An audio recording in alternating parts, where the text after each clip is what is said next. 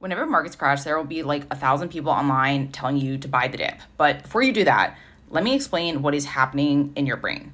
I'm a certified financial planner. I talk about money psychology, and I just want to explain this a little bit. Basically, when markets tumble, our amygdala, which is the fear center of our brain, lights up while the prefrontal cortex, which is the rational thinking part of our brain, kind of goes quiet.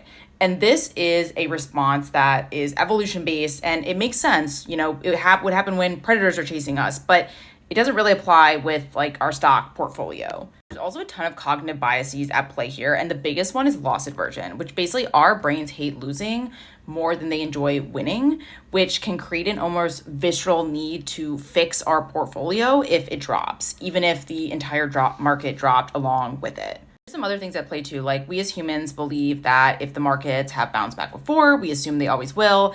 And there's, of course, that element of FOMO.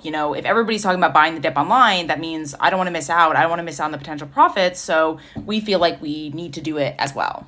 But the thing is, the market doesn't know or care that you bought the dip. It is not obligated to recover on your timeline. In fact, we don't even know if this is the dip to be buying. And that's why it's so important to focus more on time in the market than timing the market. Research shows that investors who try to time the market end up far worse off than those who stick to just consistent investing over time. And that's not because they're stupid. It's just because our brains aren't wired for rational market decisions under stress.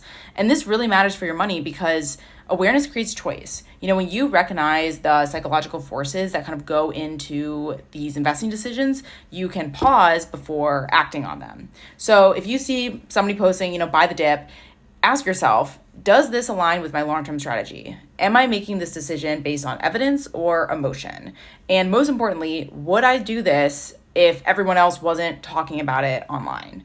And in my experience as a CFP, the most successful investors aren't ones who perfectly time these market dips. They're the ones who act on their own psychology and don't let it derail their long-term financial plan.